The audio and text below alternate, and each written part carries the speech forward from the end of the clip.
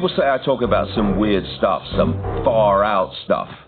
But how about that chair that you're sitting in isn't solid? How weird is that?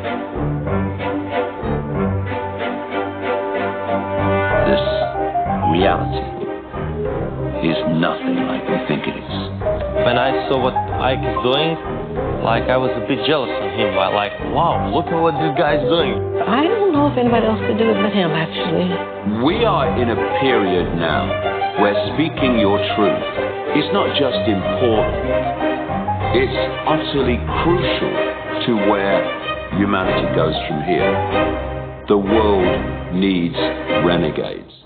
So I'm watching the series about Madeleine McCann and just absolutely horrified and heartbroken when they brought these private investigators in and they uncovered this huge paedophile ring throughout Europe, and they showed all the pictures of all the kids that had gone missing that this paedophile ring had, that were advertising to each other for sex. And reading your stuff about elite paedophile rings and Jimmy Savile, it all tied into that then, because when you were calling Jimmy Savile out, people were laughing at you. Yeah, of course. But everything you said came completely true. So how are these elite paedophile networks structured? Well, they're structured in the same way as the spider web is structured. In fact, they are fundamental. It runs through the veins of the spider's web, if you like. It runs through the strands.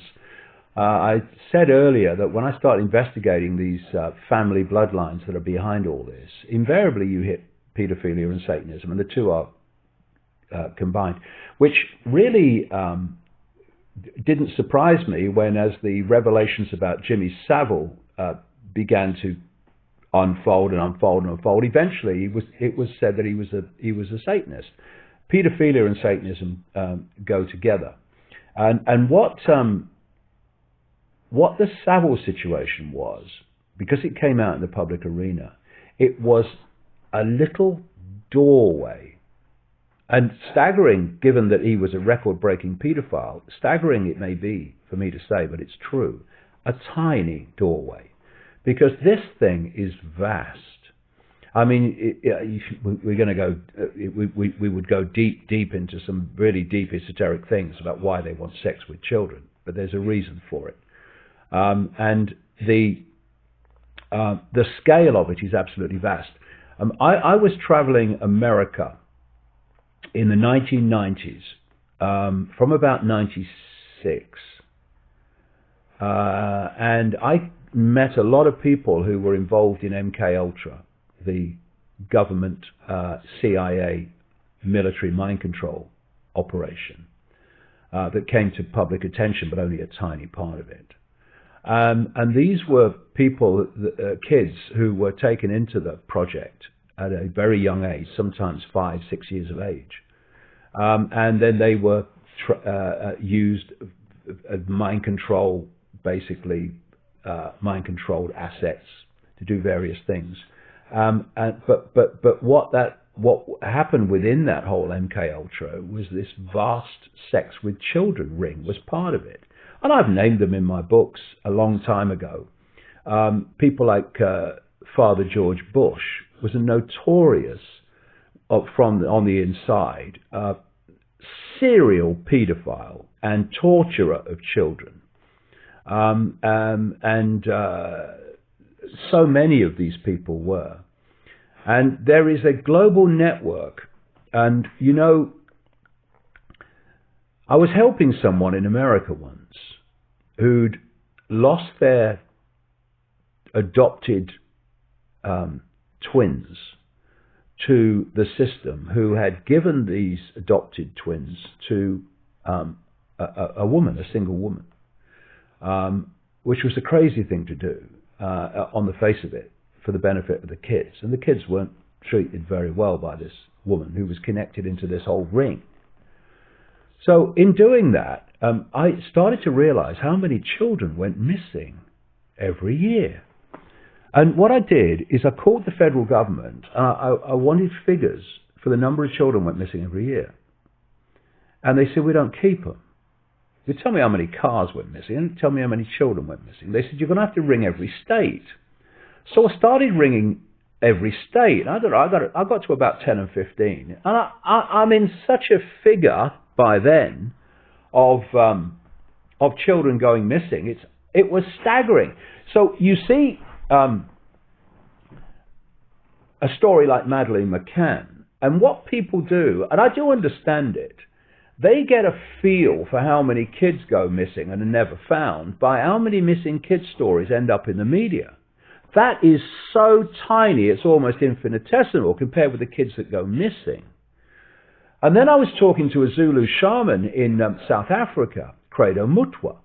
He starts telling me that one of the biggest problems they're having in their area is children going missing. Children are going missing all over the world. It's a stunning thing. And they get trafficked out to famous people for sex and other abuse. And you realize the scale it's going on. But again, you're into that chasm between what's happening and what people think is going on. So they think, oh, it's so fantastic, that can't be happening, it's happening. And a lot of them end up dead in the end. I was the one, of course, that came out in The Biggest Secret, which was published in 1998, and named Ted Heath as a paedophile Satanist. And of course, it took 17 years for his name to then hit the public arena for the paedophilia. And this goes into the very top of society. The ratio of paedophiles and Satanists in the upper echelons of the societal hierarchy is vastly greater in the general population. It's a lot in the general population, but in the upper level, the ratio is ridiculous. And so you look at the Savile story, and it was that window. So I remember Jimmy Savile as a kid, and he was a disc jockey. They called him a disc jockey. He was a strange man. He had this white hair and all that stuff. And he became Jim will fix it with kids and everything, And he was a strange man. Then he kind of disappeared, and he got old and old and old. And what happened to him? But it turns out that even though he had no obvious income stream after he dropped out of being a famous so-called entertainer, he had houses all over the place. He had loads of cars. He had a Bentley and all this stuff. Where's the money coming from? What was lost in the revelations about Jimmy Savile is the reason that he got away with it. He was a procurer of children for the rich and famous. That's how he got away with it. And they had to watch his back to watch their own. And so he would provide children for these rich and famous people. This is why he was on very friendly terms with Ted Heath. So then you look at the other area of that Savile story that's never been explored, which absolutely should be, and it is this. In Savile's own words, in the 1960s, Lord Mountbatten, a known paedophile, invites Savile, who's a disc jockey, into the heart of the British royal family.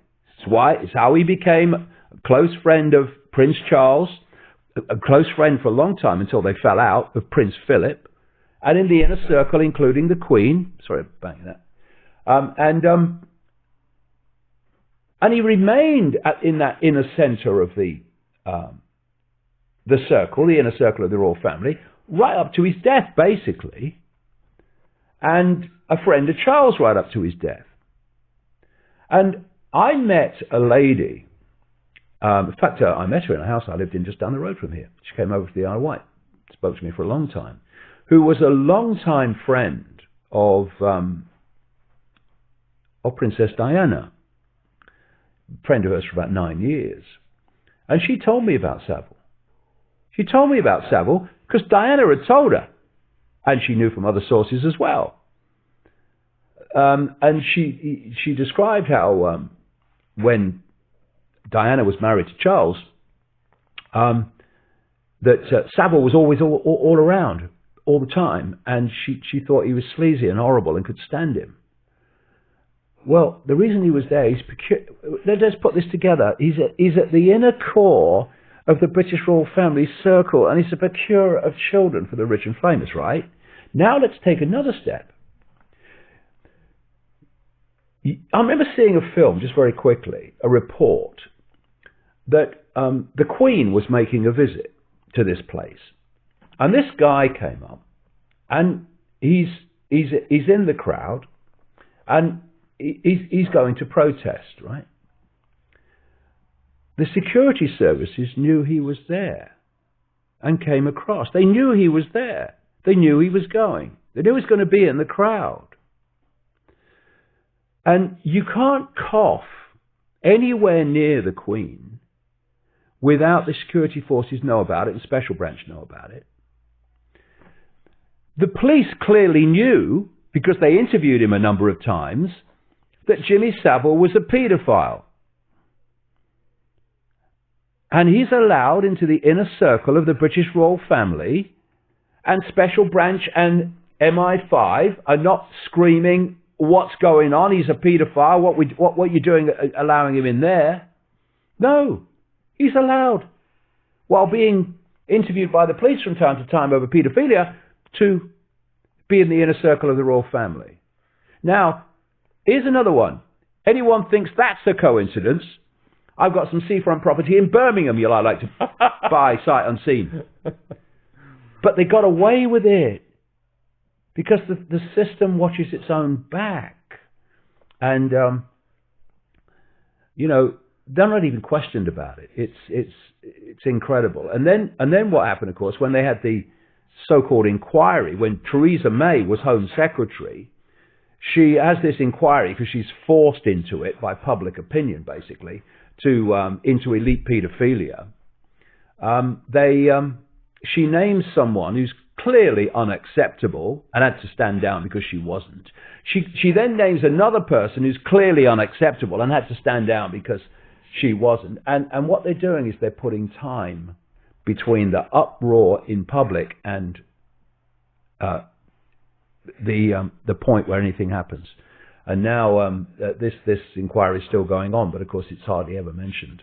How nefarious were the activities of Ted Heath and Savile? Was Heath buggering boys and throwing them off boats, and was Savile a necro? Oh yeah, this lady who was Princess Diana's friend for 9 years. She told me that Savile was a necrophiliac, sex with dead bodies, etc. Why do people think that he volunteered to be a porter at Leeds Hospital? It gave him access to the mortuary. And so she told me that, and then it came out later publicly that he was a necrophiliac. These people are not the same as everyone else. Just think of the empathy deletion necessary to do what he did at just that one man. And Ted Heath, I was told about him by a series of people who, most of the people that Ted Heath abused, the children, they didn't survive. Because Ted Heath had a very famous face, the more people he abused who stayed alive, the dodgier it gets for his survival. And so they used to be killed, most of them. But I was told by a number of people, and it built up over a period of time, of what he did. And there was, I won't say what it is, because for obvious reasons, but when Wiltshire Police and the Chief Constable at the time, who has been not Chief Constable anymore, they kind of, they got him removed eventually, because you don't take these people on if you're in the system and survive. But he, or the investigation team mentioned something when they were investigating Heath, that there was something that he did that was kind of, I would say, very, very strange. And that gave them sort of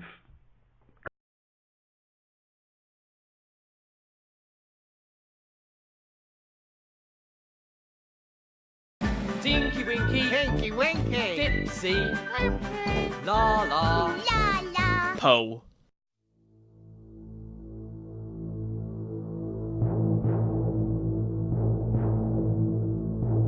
Warning, if you don't want your childhood to be ruined, click to another video now before it's too late. You've been warned. In 1953, the CIA created the MKUltra project, a secret mind control program that experimented on American citizens with a variety of illegal methods, including giving patients high doses of LSD, forcing patients to listen to the same thing over and over again, and various forms of torture. Then, in 1973, the program was shut down and many of the documents were destroyed by the CIA to cover up its existence. It wasn't until 1997 that a new MKUltra project was created. This new program was much more secretive and widespread. But today, I'm going to be exposing the truth behind the new program, codenamed Teletubbies. Teletubbies is a show targeted to toddlers with underdeveloped brains that are more susceptible to brainwashing. Now why don't we watch a little bit of Teletubbies and see what we find.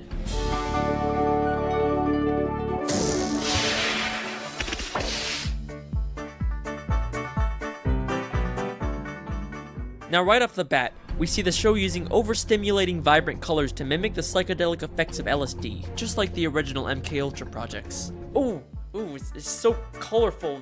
It burns my eyes. And then there's this giant windmill that's in every episode that makes the Teletubbies watch a video of some random kids doing something. Hello, I am Joseph. Come and meet my friend. Hello. Hello. Playing in the rain.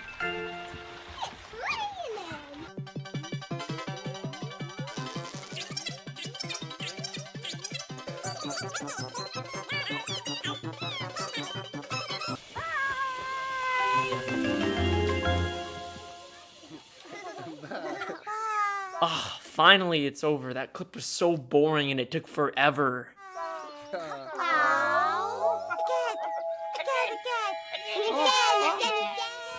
Wait, are they seriously gonna just play the same clip again? Hello, I am Joseph. Come and meet my friend. Yep, that makes sense to me. That makes sense to me. Who cares? Repetition is the most common form of brainwashing, and the windmill is used throughout the show to reinforce this. You can even see it hiding in the background, watching the Teletubbies while secretly pulling the strings. Another reoccurring image is these speakers that pop out of the ground.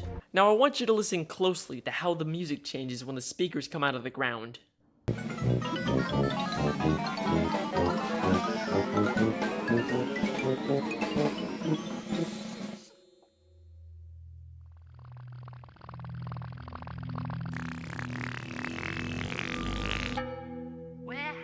Teletubbies gone? Teletubbies is about 25 minutes long, and the majority of those 25 minutes is literally just the speakers telling the Teletubbies what to do. Tinky Winky sang a song about the bag. Bag. Time for Tubby bye-bye. Time for Tubby bye-bye. Time for Tubby bye-bye.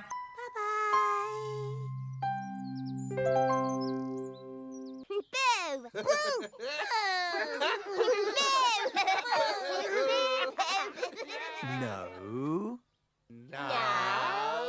And some of it's just ridiculous. It was Dipsy's turn to answer the Tubby phone. Okay, Dipsy has to answer the phone, okay. Dipsy came down on the dub-dub. Ooh.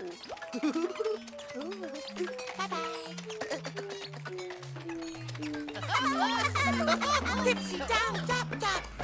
Dipsy down, dub, dub. Ring, ring, ring. Then Dipsy went up on the dub-dub. Wait, didn't you just say that Dipsy had to answer the phone? Dipsy's up on the dub, dub. And then Dipsy came down again. Okay, now Dipsy can answer the phone, okay. Dipsy down on dub, dub. Then Dipsy went up on the dub-dub. Wait, what about the phone? This subconsciously implants the idea that you should always mindlessly obey orders if you want to be happy like the Teletubbies. Alright, that's enough. Clearly I've exposed the truth behind the Teletubbies. There's no need to keep watching. Oh dear God, what is that? I can't keep watching. I can't do it. Look at it, oh my God, just look at it.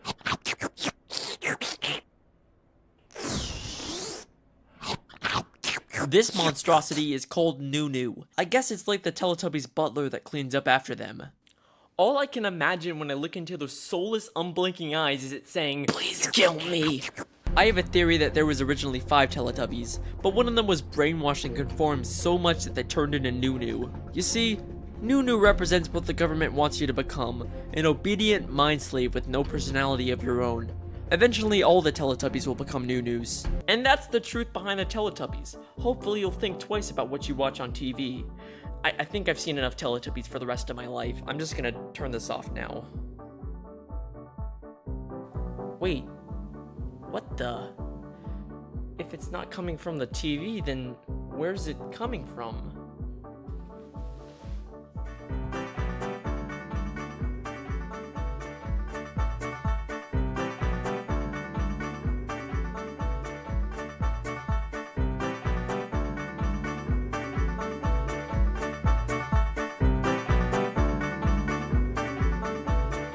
Oh no. No, please, no. No, no, no, no! No! No! Please kill me.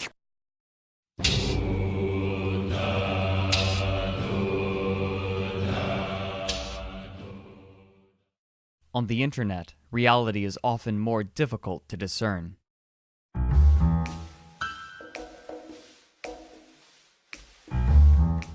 Beginning on April 21st, 2016, numerous strange comments were peppered all across Reddit, often deep into the comments, making them difficult to spot.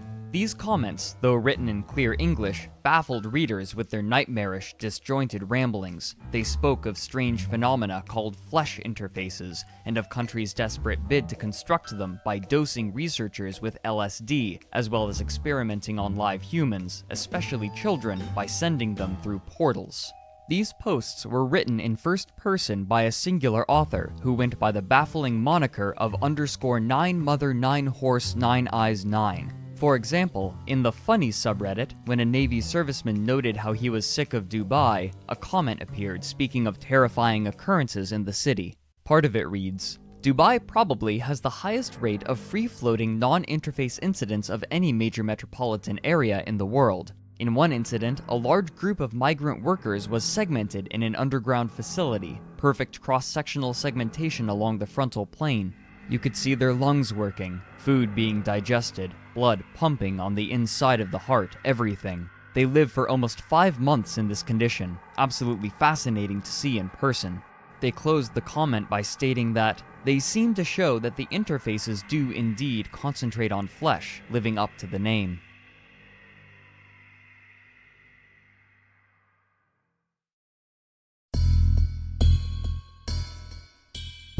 These comments, naturally, piqued the interest of curious readers. When viewing this user's profile to read all of her posts, these writings began to make more sense, with each comment providing another piece of what felt like a hidden puzzle. Banding together in a matter of a few days, these users created a subreddit named after the nebulous author to track her posts and discuss their meaning. While it was clear to most that this was a novel method of disseminating a work of fiction, it was difficult to shake the feeling that they had stumbled upon something dangerous and powerful. They began to affectionately refer to the author as Mother Horse Eyes, or MHE for lack of another name or any other definite features. On the third day of posting, the comments began to take on a new, more narrative tone. While the posts from the first 2 days had sounded more like someone summarizing information, these new posts read as personal accounts of incidents taking place during World War II from multiple people, and they were horrifying.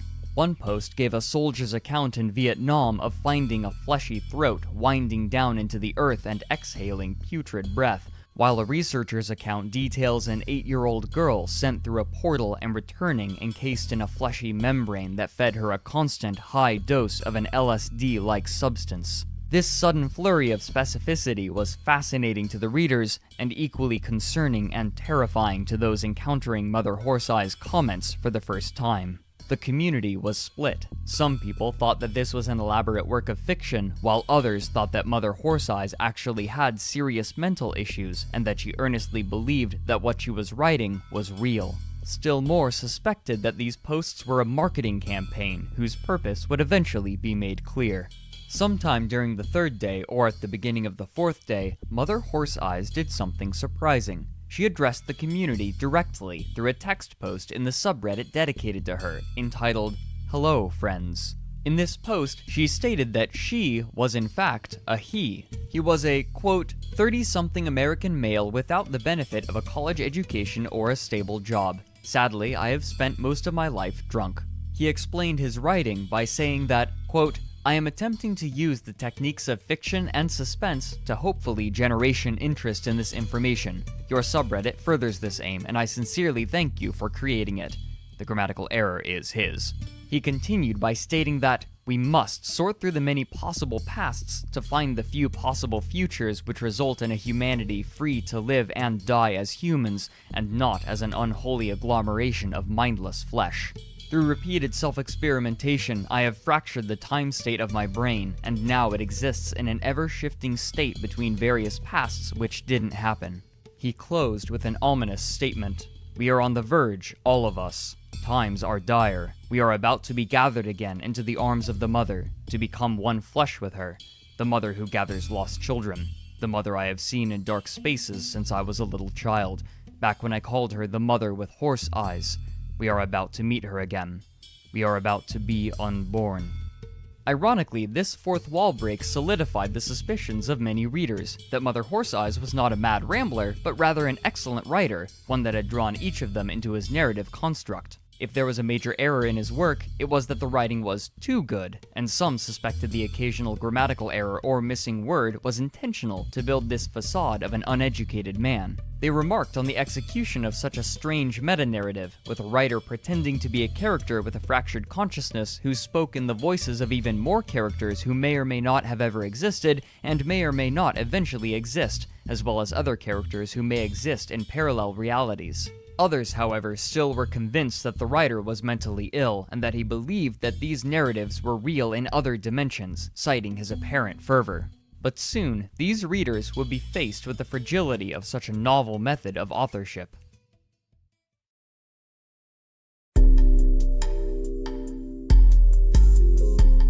Soon after Mother Horseeyes published his self-post, the subreddit was locked. Readers were confused. One of them, under the name Wismer, created a new subreddit by abbreviating the author's username to 9M9H9E9 so that the people rallied around the narrative could collect themselves. Another user, a moderator of the subreddit under the name GabbyCat, was able to elucidate some of the situation. She wrote, "The primary mod/creator, Catan Overlord, has removed all mods and made the sub private. This was verified by a Reddit admin. Sorry everyone."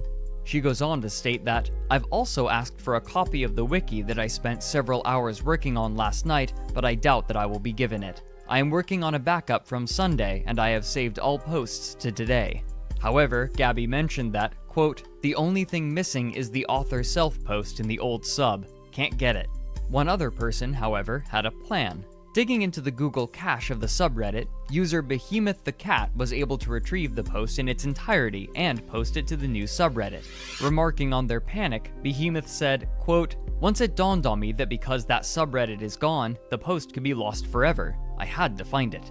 Gabby swiftly added the post onto the new wiki, which she had rebuilt from scratch by retrieving the original posts from Mother Horseye's user page. Despite the work of these readers, their old subreddit was still barred from them. People attempted to message Catan Overlord, but their queries were rebuffed. One user, when asking what was going on, received a message from the new singular moderator, I Like Weird Subs, that simply read, "Choo choo."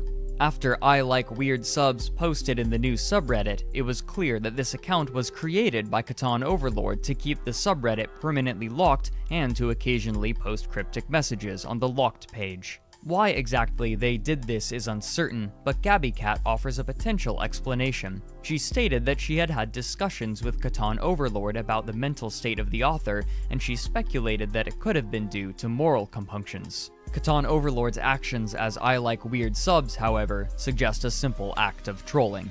But by this point, their actions were rendered moot. The new subreddit was established, and the wiki had been refilled with information by GabbyCat, who had recopied all of the writing from Mother Horseye's user page. Even as the readers discussed what had occurred, Mother Horseeyes continued posting daily narratives which sometimes only tangentially related to the flesh interfaces or didn't seem to relate at all. Over the next month, a new fictitious piece of technology would be introduced, the hygiene beds. These operated as methods to enter a realm reminiscent of the movie Tron, where hyper-real programs could be played to simulate fantastic realities. Users would turn into escapists who wouldn't leave the beds for years, letting the sanitation systems overflow and their bodies decrepify. He described this phenomenon in a post.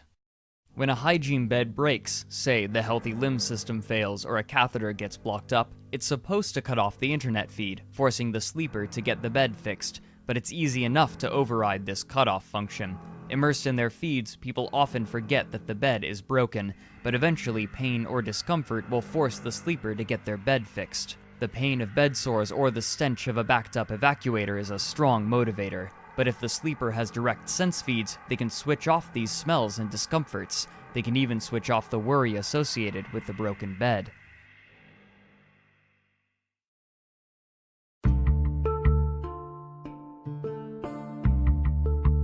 By this point, knowledge of this strange story was making the rounds online. The first publication to speak about it, apparently, was Vice's online publication, Motherboard, who wrote an article about it entitled _9 Mother 9 Horse 9 Eyes 9 is Reddit's new terrifying mystery.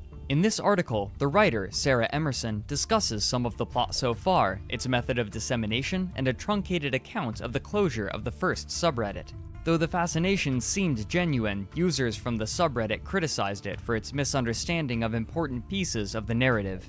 Not long after, both Gizmodo and The Guardian published similar pieces at the same time, but on that very same day, May 5th, Motherboard would receive something special from Mother Horseeyes, an exclusive piece of the plot. The person in correspondence with him described the encounter. Quote, I reached out to Mother Horseeyes on Reddit and asked him to expand its fictional empire here. The author sent the following back over the course of 2 lengthy direct messages. Beneath this was an especially long piece of original narrative, making heavy reference to the tale of Roman general Pompey the Great and his peek into a forbidden, sacred place in a Jewish temple. As far as anyone knew, this was the first time that the author had released narrative outside of Reddit. Around this time, creative pieces based on what had come to be known as the Flesh Interface series were becoming a common sight. A radio play was being constructed, as well as ambient music based on the series, and visual artistic interpretations of certain parts of the narrative became more and more common through the month of May. Mother Horseeyes also, at some point, had begun consulting with GabbyCat, the person who had created the wiki for the narrative. When asked about it, she responded that, quote, I talked to him. He responds when he feels inclined to do so. I'm not privy to any more information than you are concerning the story. On May 15th, the fragility of the narrative was once again tested. Mother Horseeyes cheekily made his 54th post in the series, this one involving intense violence and gore, as a self-post on the Tales from Tech Support subreddit. Soon after, it was deleted by the mods, but this time the readers were prepared. After the incident where they almost lost the Hello Friends post, they had begun archiving new writings as they were made by hovering over Mother Horseeyes' user page to check for updates constantly. This vigilance proved unnecessary, as this piece was posted again elsewhere as a comment. After this incident, Mother Horseeyes seemed to select his venues more carefully, posting sexually explicit or violent material in subreddits that wouldn't be so quick to remove such content. As May dragged into June, more and more pieces of the narrative were released as more and more people discovered it. The posts got longer and longer, while narrative threads were opened and closed.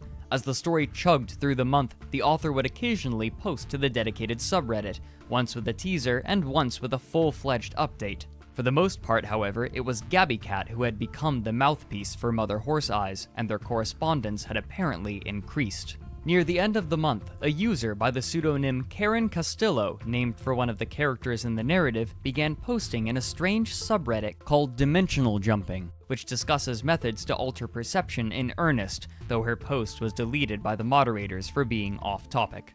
The timing of the posts seemed to suggest that Karen had jumped out of her dimension and into that of the readers. Later, she would post to the Mother Horse Eyes subreddit, but she was met with suspicion. Others had attempted to create their own offshoots of the narrative, pulling attention away from Mother Horse Eyes' original work, a practice they had come to label gamejacking. Someone eventually asked GabbyCat for verification of Karen's legitimacy to the narrative. By this point, Gabby had become a full-fledged editor for Mother Horse Eyes and had become deeply ingrained in his creation. She replied with one word: canon.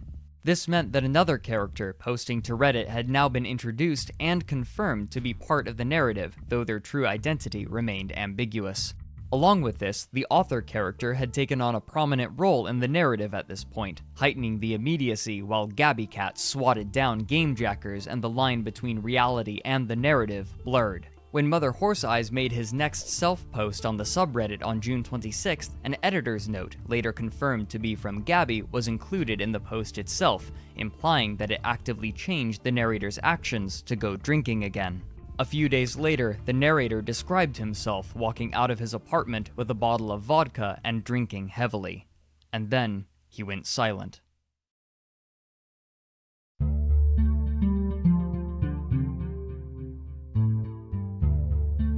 Finally, on July 4th, after nearly a week, Gabby made a post to the subreddit entitled, "Normally scheduled weirdness will resume shortly." The text read, "People have been drinking and talking. The weirdness went to another level and it's over. The end is coming. Here we go." 2 days later, Mother Horse Eyes began slowly releasing long posts, which had come to be the norm until finally, on July 17th, he made his final self-post to the subreddit, entitled, "So long and thanks for all the chitinous cruciforms," as a reference to an early part of the narrative. This marked his 100th post and, at long last, the ending of the narrative, having taken 3 months to complete. Though the ending was conclusive for the main plot, numerous subplots were left ambiguously open. But this didn't quite mark the end for Mother Horse Eyes. On July 21st, just 4 days after the final part was posted, Gabby put out a call on the subreddit for criticism and input on the rewrite, which was to be full of new writing. Then, much later, on November 30th, Gabby posted again that work was progressing on the rewrite. This came about a month before Mother Horse Eyes made another post, talking about what was coming for the rewrite. He stated, quote, "The rumors that I have been hard at work on a book are untrue. I have mostly been goofing off. Despite this, I am close to completing the book."